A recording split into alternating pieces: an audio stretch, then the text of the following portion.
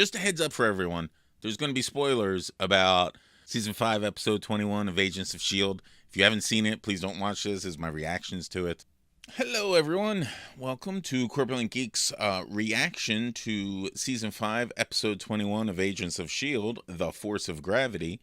Just a quick little reaction video because there's a lot of stuff going on this week, but I wanted to get something out because this was the penultimate episode. And next week, we're going to do a special post-show reaction, me and the wife, because it's the season, yes, season ender, not show ender, because they're going to bring it back. I'll talk about that at the end. My prediction is they're going to bring it back.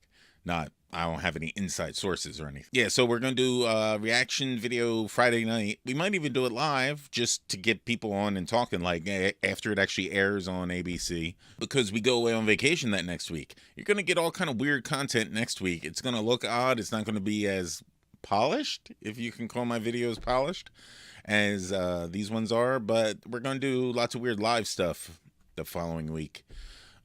Since we'll be away on vacation, we'll have time on our hands to be able to relax and actually do this and not have to worry about everything. All this week, they've tried to get us worried that Agent May is going to bite it by releasing this here graphic of May and Kovas back to back, and with the moniker thing up at the top, only one will survive.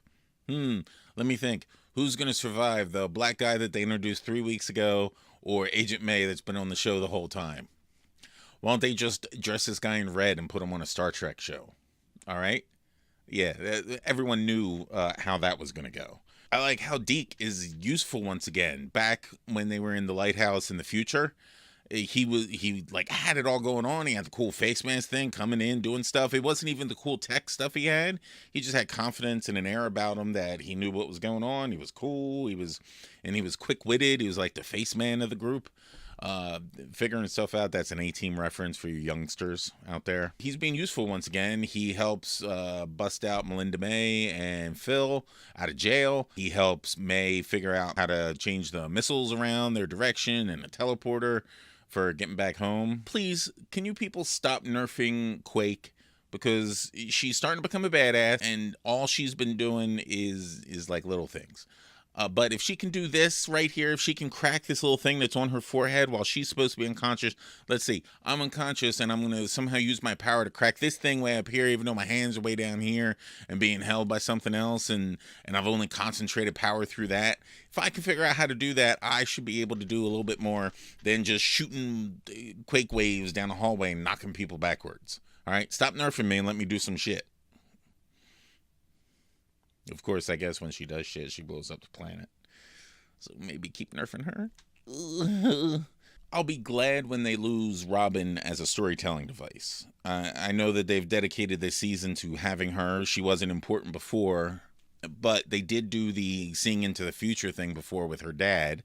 And now this whole season has been wound up in things that she's been able to foresee. And now they're making it just as obvious. As rightfully so, Gravitron does use her to, hey, so where do I go to find the stuff I'm going to find that I have no idea where it is right now? I mean, it makes sense that they're doing it with her. I just hope they don't do anything with her again. So I'm kind of worried that she has to die to help break the future events from happening. Or at least maybe if she doesn't die, she just goes away and just hides from them because she's tired of getting used by everyone. And if there has been any doubt that Gravitron is 100% lost it, there's not going to be a point where they can talk him down. Because do you see that look on that kid's face? If that kid's your son and you see that look on their face when they're looking at you, you know either you're teaching them a life lesson that they really don't want to know, or they are scared as hell of you. And you are messed up and you need to take a step back. So let's talk budgets now. Everyone's been talking about how this season they needed to use less budget up. Everyone's talking about how they used the lighthouse at the front half of the season, and then they used it again in the latter half of the season as their base, which was smart to save money and everything. But the money that they are spending on CGI, they're doing a good job with, because those floating cars right there, that was pretty good. The missile scene with that thing blowing up there, that looked damn good. I was very impressed. That was good CGI, and I enjoyed it. And what is up with the superhero poses going on? There's Quake at the end meeting. A couple different times she sat and posed like that. Here's Gravitron. I know it's a comic book thing, them standing there with their hands on their hips and everything looking all powerful, but some kind of directive has obviously come down about, hey, make sure they do superhero poses a bunch this season, because they're all over the place and it's getting kind of ridiculous. And we had another episode where they had lots of nice character moments, like Mac and Yo-Yo talking about Creel and how Mac came to like Creel after he got deprogrammed, even though he killed a friend. That conversation was going on with Yo-Yo, who he's been having issues with. It's the start of them starting to resolve their issues together. Daisy comes to a realization about what Yo-Yo had to do when she killed Ruby, and she's more understanding about that. You can tell they didn't even have to have that conversation face to face. She just came to it on her own.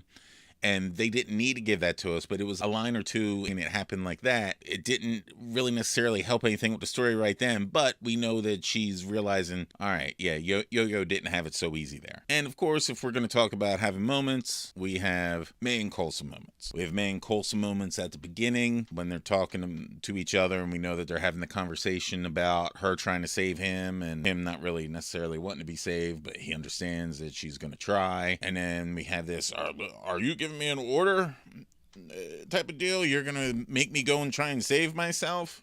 And then I'm about to get smooched. Yeah, you're getting smooched. Dramatic smoochies. Don't worry, I'm sure that our legs will be fine here. Let's smooch some more. When he throws her line of, I thought that would shut you up back in her face, she's all like, oh, he gets me. Mom, why are you kissing the teacher? But it was fun. I didn't know that I needed this until they gave it to me. And now I'm glad that they did give it to me, because I didn't think I needed it, but I did. All right, and then we get to the end of the episode. I absolutely love the way that they've set up the whole, all right, either we can save Coulson or we can save the whole Earth. What do you think they're going to do? Even though through the time loop so many other times they've obviously made the wrong decision. Since we're watching them this time, I have a sneaky thought that it's going to go a different way. Of course, are they going to find a way to get both things done? I don't know. Let's end on a dramatic cliffhanger. I don't think they're going to end it too much cliffhangery, because the writers have said the season ender was written as a season ender, and potentially it could have filled in for a series ender. So I think that we're going to get all kind of resolution about things specific to this season, and spoilers for Infinity War. I also think it's going to end at almost the exact same time as the finger snap, and we're going to see some people go away. We're going to get the announcement, because they haven't announced yet whether or not the show's been picked up. I think we're going to get the announcement next week, immediately after the show, that Agents of S.H.I.E.L.D. Season 6 is premiering in May or after May of 2019, after the second Infinity War movie, and it's going to have tie-ins to the resolution of that, and we're going to get that season starting, and it's going to be broadcast on the whatever the Disney streaming platform is going to be at that time, because they saw how well Star Trek Discovery worked out for CBS All Access. Yes, it did. Tons of people saying, oh, I'm not going to pay CBS money just so I can watch Star Trek. I'm not going to pay them money just to watch one show. Well, guess what? Enough of us did that it became a good deal for CBS. They were very pleased with it. They had record signups for their platform. Things were great. I think that Disney's going to be doing the same thing with Agents of S.H.I.E.L.D. Remember, a small but fanatical fan base, a small but determined fan base. I forget what they called us, but we are. And I will pay money for a streaming service from Disney in order to get season 6 of Agents of S.H.I.E.L.D. So that's just my 2 cents for everything. Thank you very much for hanging out with me today. Remember, next Friday night, right after the show, click on over here to Corpulent Geek, and Chris and I will hopefully be live right after the show to talk about the season finale. Later.